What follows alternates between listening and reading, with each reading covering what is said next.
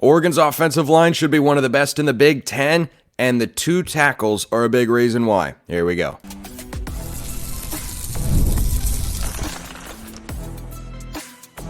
You are Locked On Ducks, your daily podcast on the Oregon Ducks, part of the Locked On Podcast Network, your team every day. Yes, it is that time once again for Locked On Ducks. I'm your host, Spencer McLaughlin. Thank you so much for making this your first listen or your first view of the day, part of the Locked On Podcast Network, your team every day and your number one source to stay up to date with the Ducks, which is why if you have not already, please like, comment, subscribe, rate, and review wherever you listen to or watch this show. We are pushing towards the 6,000 sub mark on YouTube.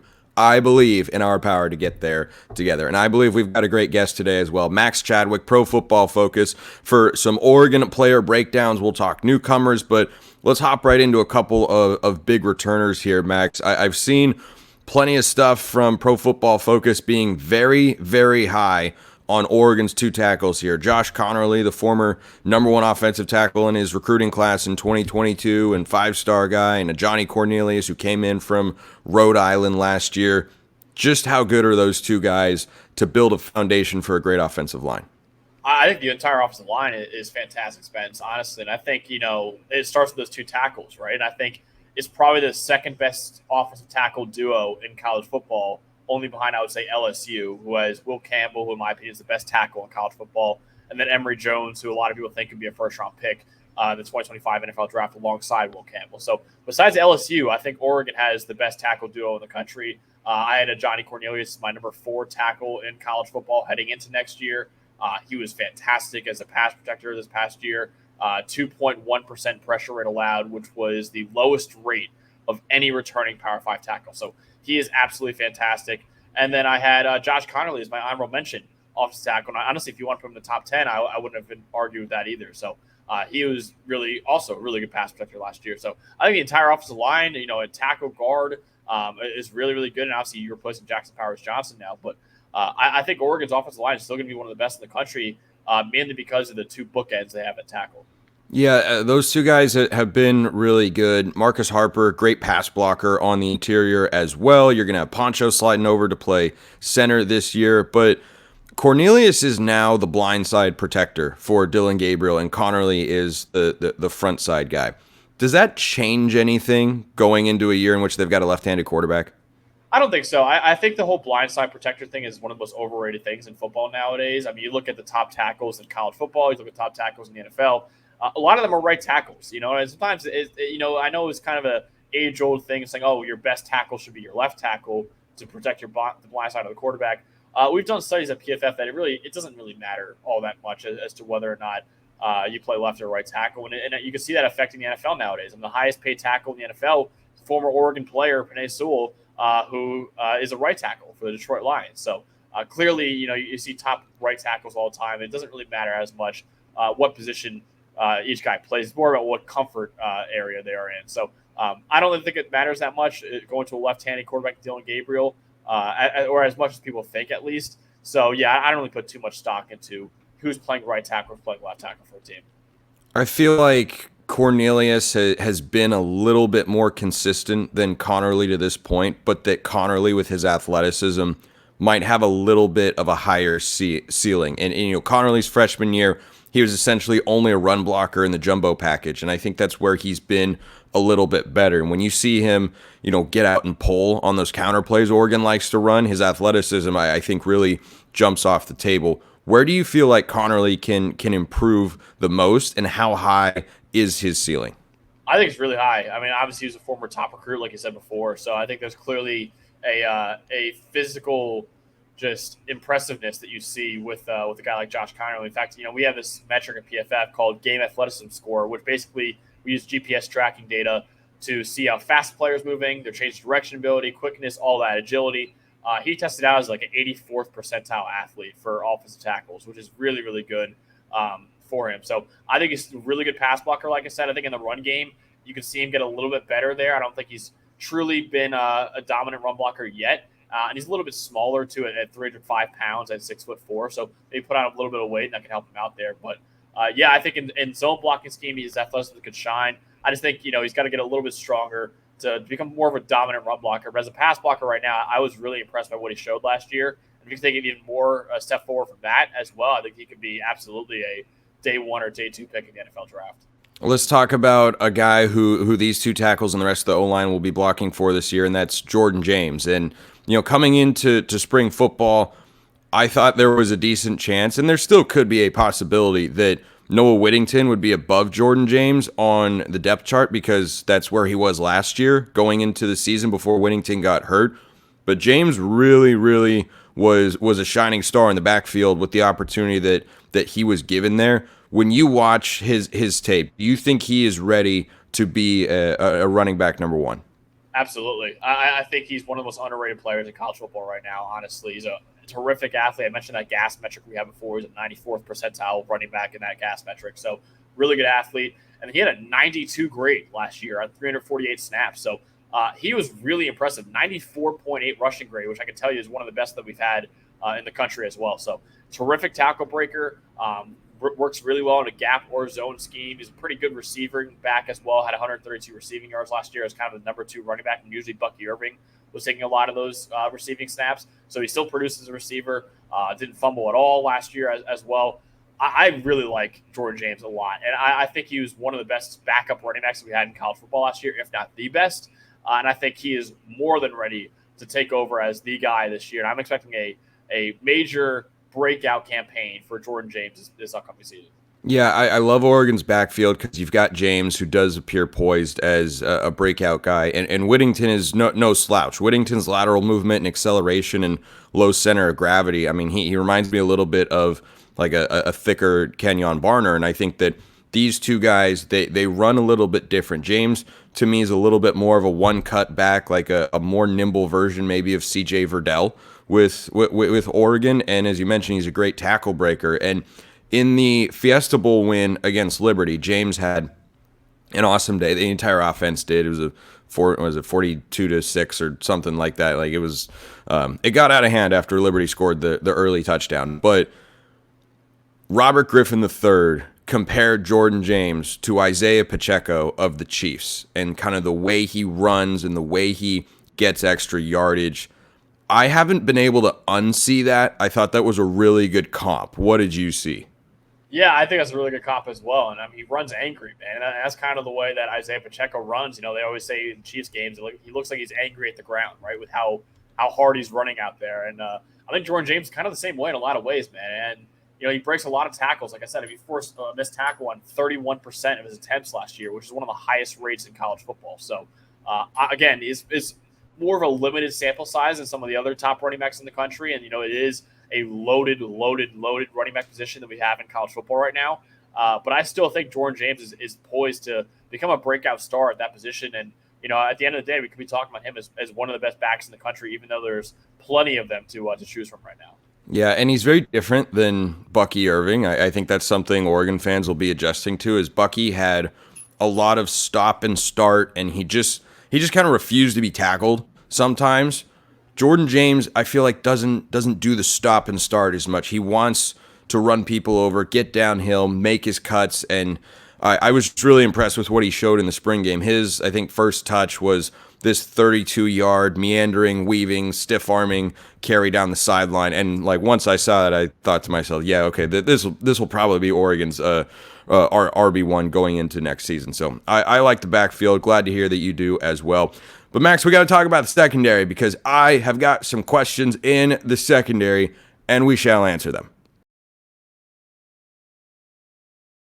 Have you checked out FanDuel yet? If not, you should, because it's winner take all time in the NBA and NHL, and FanDuel's giving you a shot to bring home a big win of your own. Right now, new customers get $150 in bonus bets with any winning $5 bet. That's $150 to bet on spreads, money lines, player props, and more. And you can bet everything you want for Oregon. They've got Big Ten championship odds, second best in the league, national title odds, top 5 in all of college football. It's a crazy statement to say, but it's true. Oregon has better national title odds than Alabama. Go figure. Welcome to 2024. Oregon's win total is 10.5. Whichever way you're feeling, you can bet that. So go get your gambling fix there today. Visit FanDuel.com/lockedon. Make every playoff shot count. FanDuel, America's #1 sportsbook and our official sportsbook sponsor here at the Locked On Network.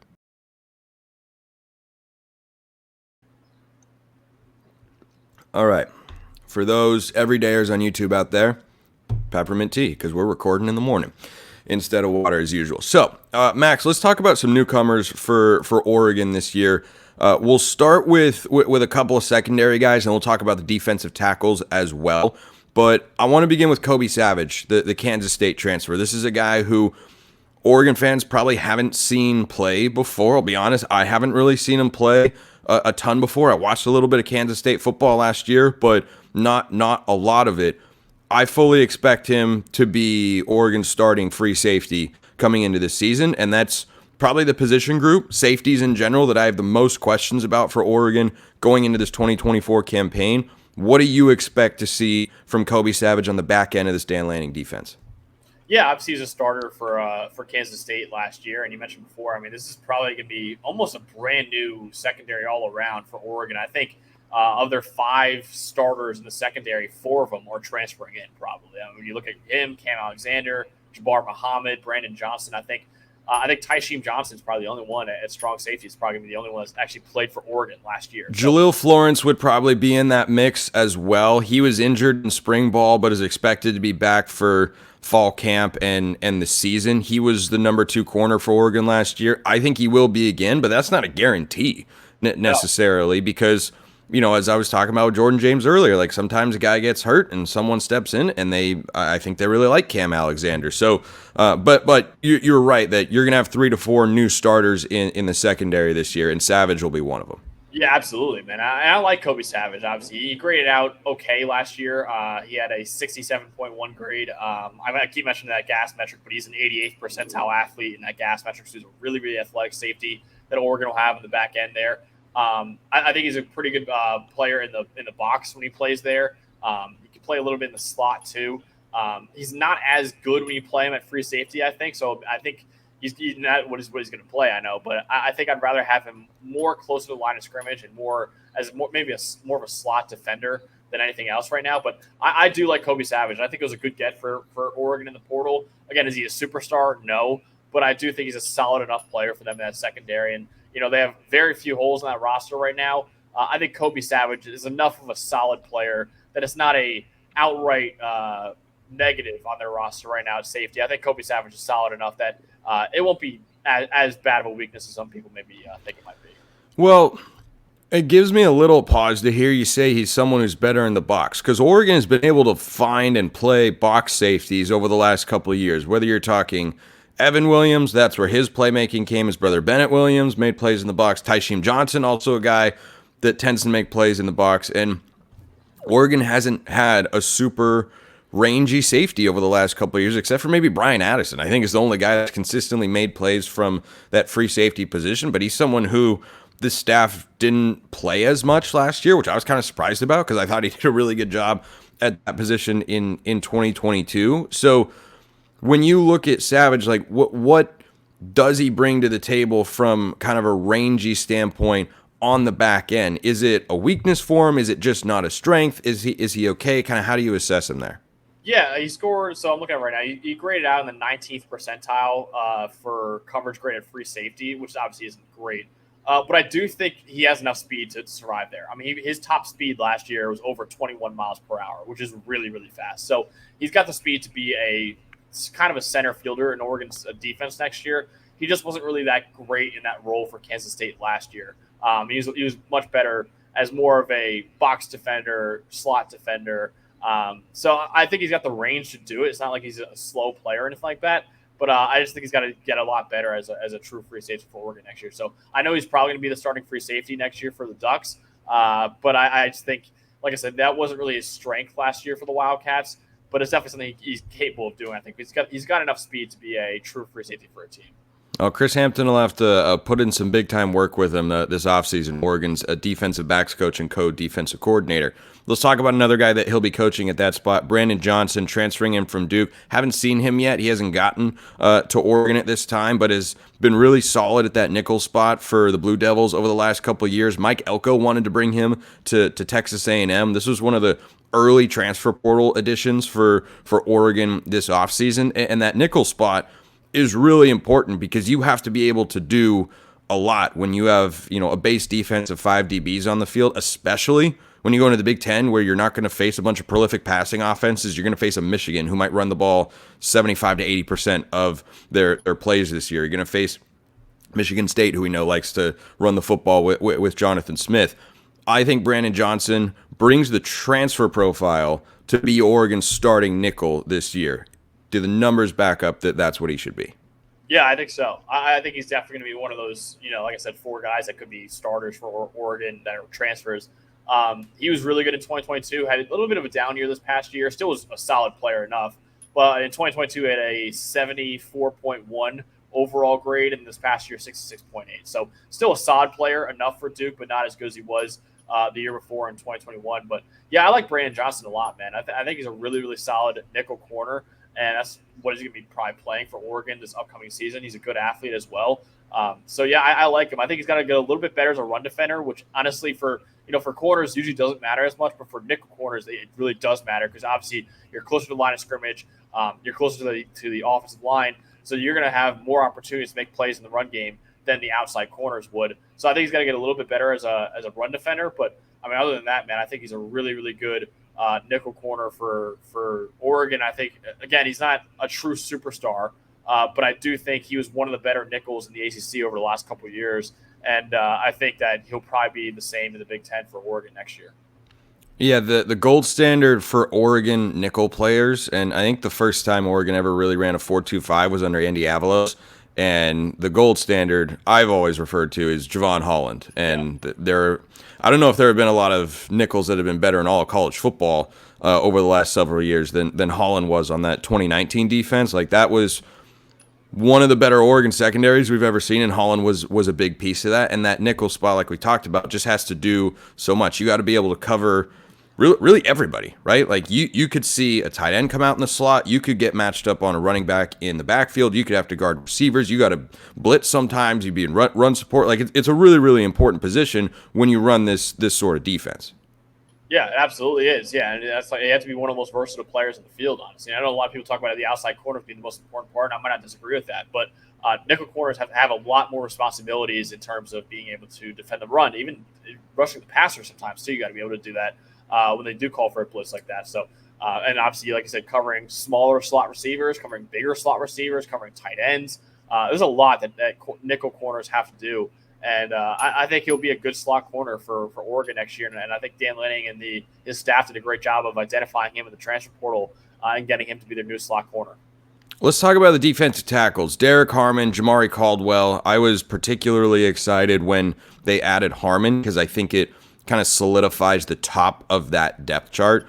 When you look at these two transfers, Harmon from Michigan State, Caldwell coming over from Houston, how formidable are they going to be as a starting tandem on the interior of that Oregon defensive line, which should be as good as we've seen from the Ducks in a decade?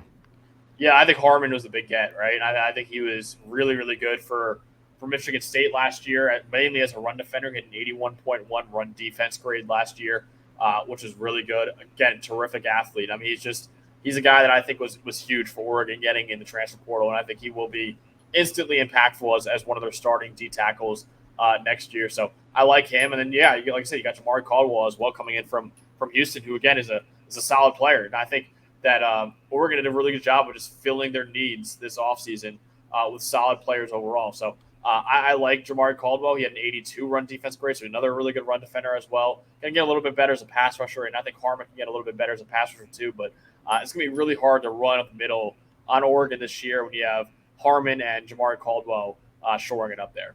And then you got the linebackers of the next level, and Jeff Bossa, who's an all-conference guy, and Justin Jacobs, who, fingers crossed, he stays healthy, because if he does, he can also be an all-conference caliber player. But, I like that defensive line room, and then there are going to be a bunch of young guys that rotate in as well. And I'm curious to see what Oregon does with their pass rushing packages, because Jordan Birch is a guy who I'm sure you've been well aware of for the last several years and is probably going to get drafted next year in the 2025 NFL draft. I want to ask Max a question about that, and we'll answer it coming up next.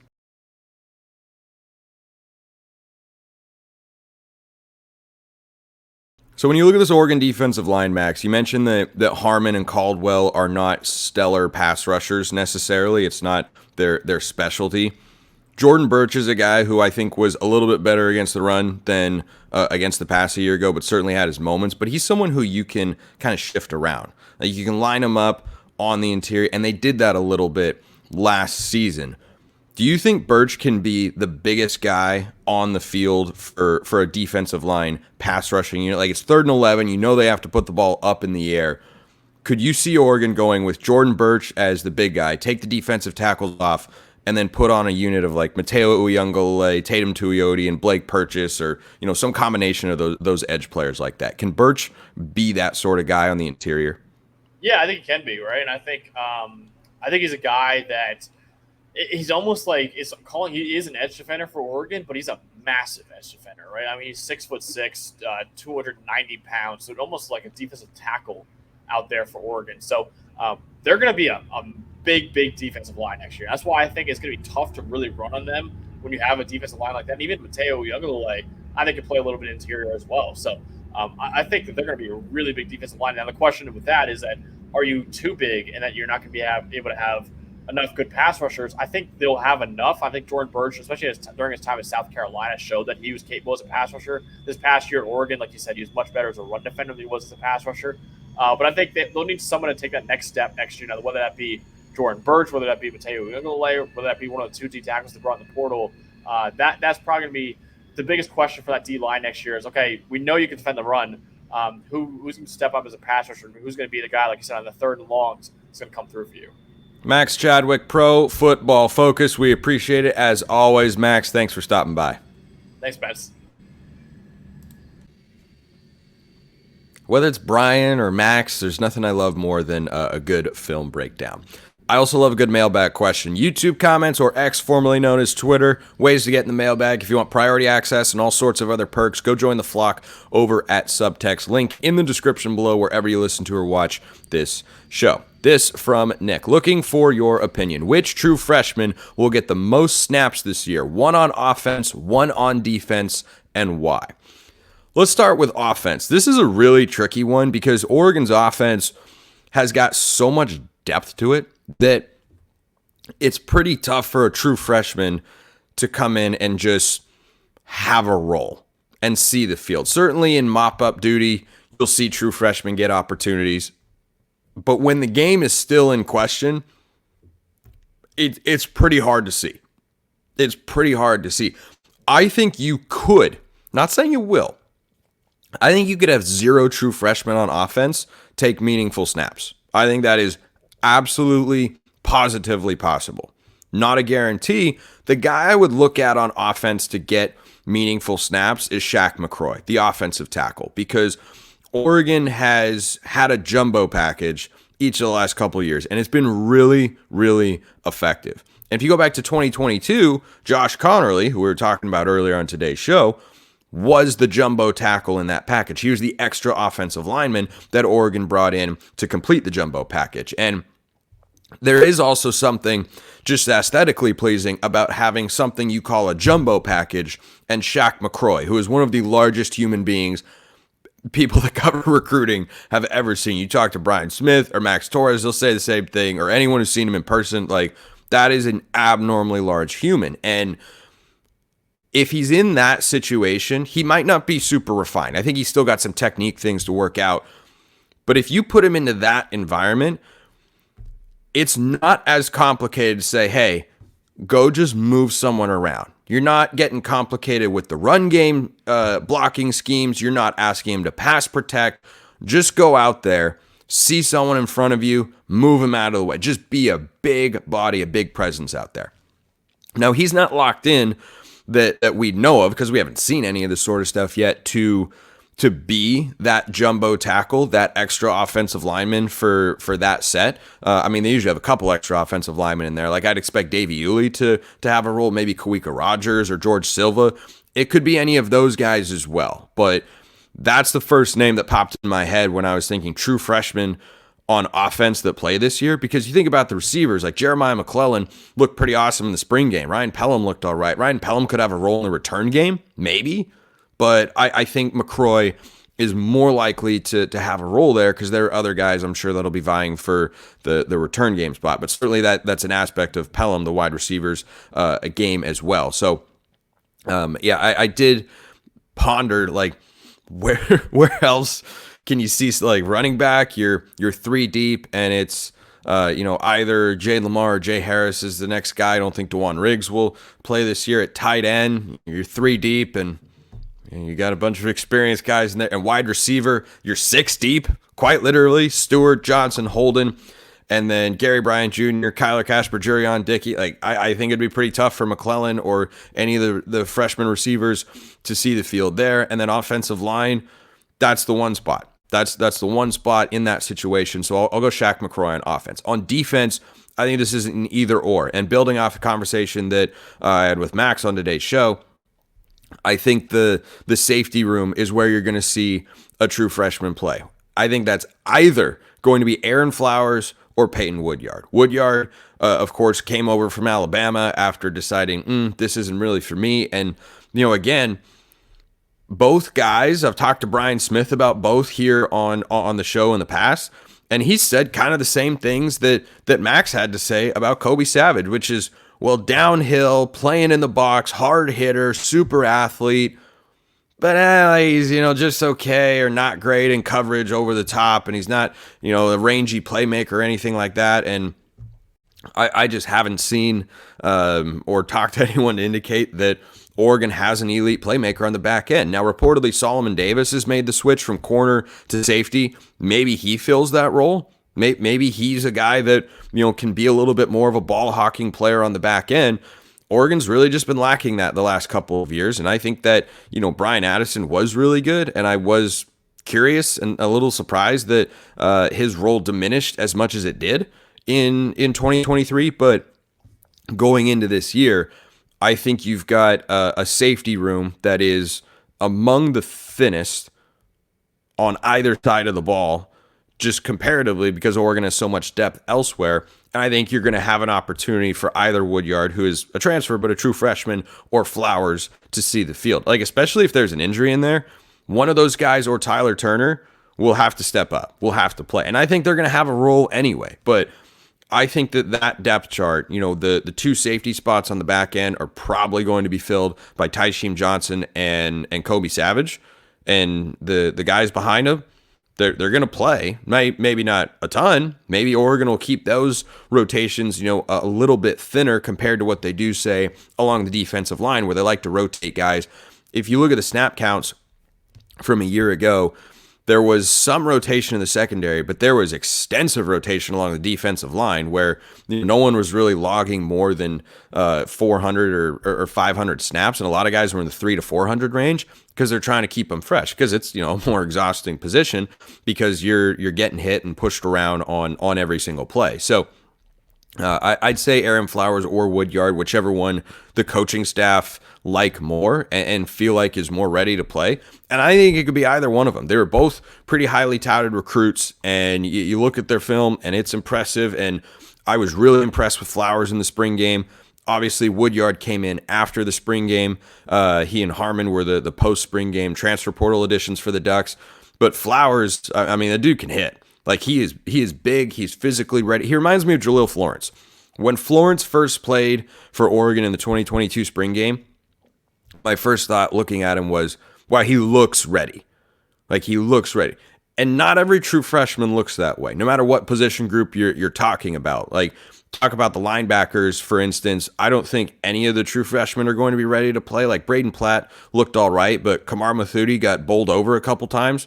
That doesn't mean his career is going to be a disaster. It means he's just not ready to play as a true freshman. Yeah, Jay Harris is a big guy, but do you think Jay Harris would be able to do that against Jeff Bosser or Justin Jacobs or Devin Jackson? Because I don't. I don't think he would be able to make that sort of bulldozing move that he did. It was really impressive, of course.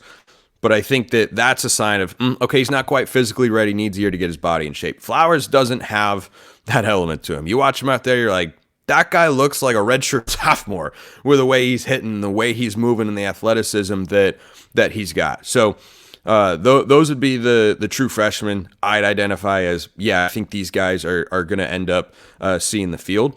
I don't think you'll have a ton of true freshmen playing, which is overall a good thing. I think you'll have guys that can crack the depth chart, particularly on defense, but the safety room, Flowers or Woodyard, and then offensively Shaq McCroy, those would be my picks. Great question. Keep them coming as always. Appreciate everyone listening. I'll see you next time. Have a wonderful rest of your day, and go Ducks.